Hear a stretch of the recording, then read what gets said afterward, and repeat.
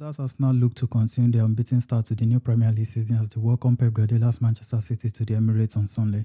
Let's talk about the game preview, team news, and things to look forward to in the game. Let's dive right into it.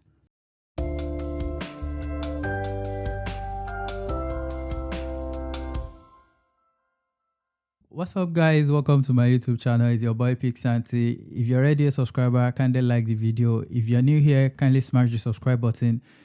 Take your boy to 1,000 subscribers. So today I'll be talking about the Arsenal game against Man City on Sunday. And as we already know, City in the Premier League or any competition for that matter are a nightmare when it comes to playing Arsenal. They have no respect for us whatsoever.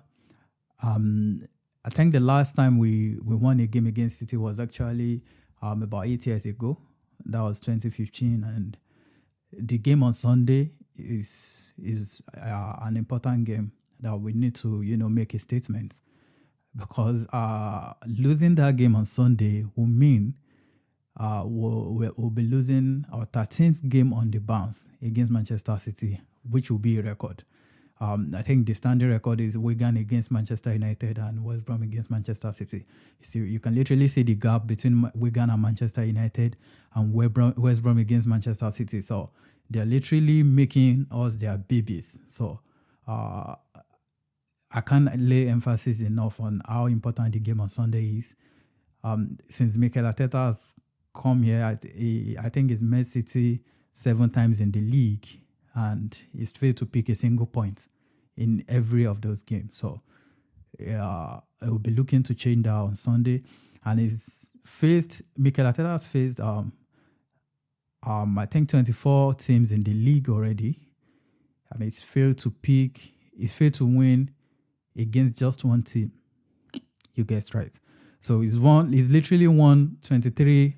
He's literally beaten 23 out of 24 teams he's faced in the league, except Manchester City. So the game on Sunday is really, really important. And so let me go into the team news and injury updates. Man City will be without Rodri and Kevin De Bruyne, and we know how important Rodri is to Manchester City.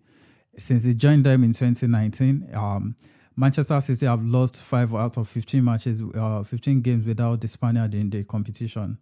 They won 9 and they drew 1. So by contrast, they have lost just 5 of their last 67 league games when Rodri has featured. They won 53 and they drew 9. So obviously you cannot underestimate his importance into the team. It's like the spine of the team.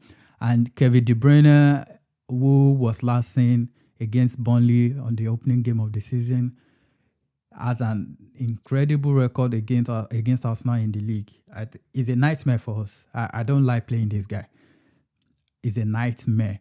So his record against us is played 19 games against Arsenal, won 14 games, lost 3, drew 2, 8 goals, and 14 assists in 19 games. So, I mean, I'm not saying I'm happy he's injured, but I'll say I'm happy I'm not facing him on Sunday. And Bukayo Saka remains a doubt for Arsenal, but if you're looking at the fact that it was called up for the England national team, you have some confidence he'll probably feature at some point on Sunday. I know he's had few poor runs against City, but still he managed to get a goal against them at the Emirates last season and the season before. So I hope he's available for the game, and Thomas Partey is back in the squad as well. That's a huge boost for Arsenal. So Arsenal continue to be without Jurgen Timber and Gabriel Martinelli. Thomas Partey is back in training, and Bukayo Saka, I think was seen in training as well today. If the pictures I'm seeing on Twitter is anything to go by, I've not really go into detail. I've not really done detailed research about that. But the fact that I was called up to the England national team means they probably got some info from the Arsenal medical team that will be available. So I'm hoping to see him at some point on Sunday. I think he currently holds the record for the most consecutive Premier League starts in Arsenal's history.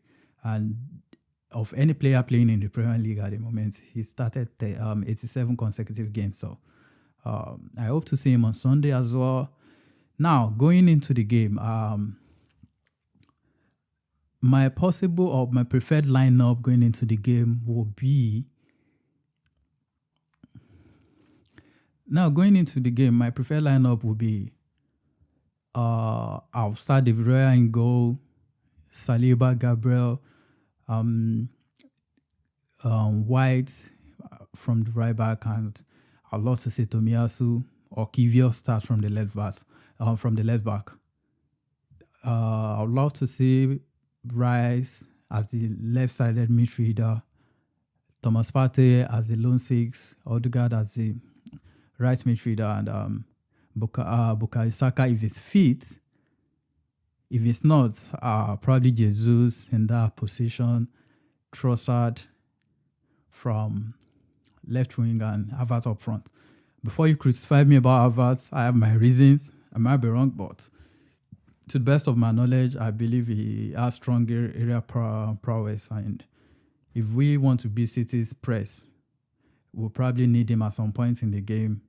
Long balls, win your area draws, fight for the second ball, win the second ball, and, take it from there. Because I don't expect us to take that game to City on Sunday. But left to me, I would want us to be pragmatic and, be cautious on how we play. Being just, not be obsessed with control. Because last few games against City that we try to play against them, they give us the ball, you can play, do this.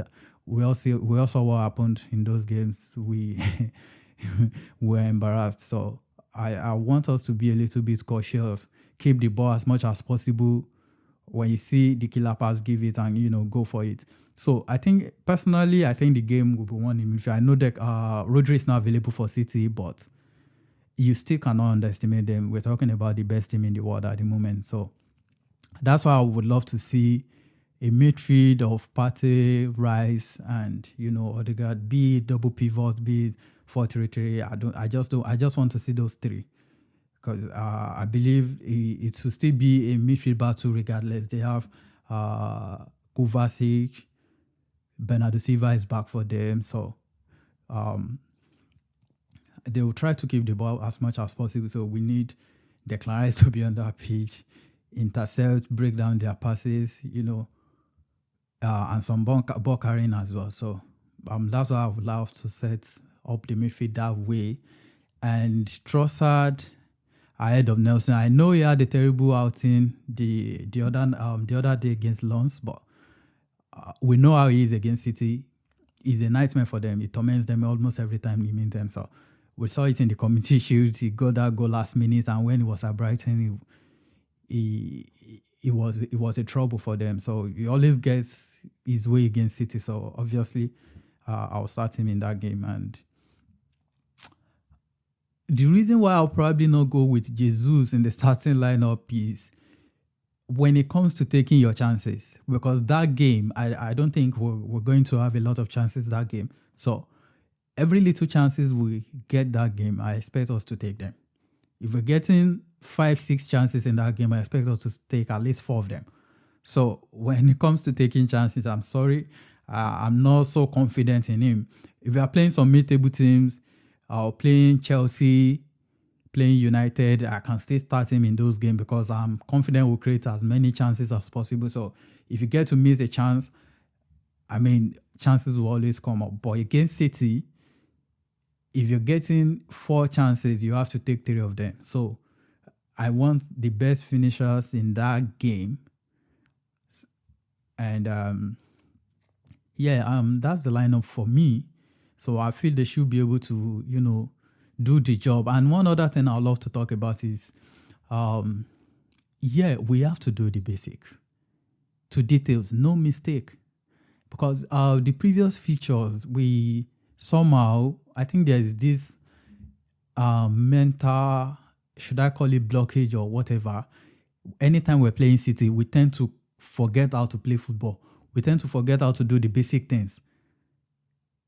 Tomiyasu was giving the ball away at the Emirates last season, I think, for their first goal. I think for the, was it second or third goal as well, between Gabriel and Zinchenko, misunderstanding happened and the pass was intercepted.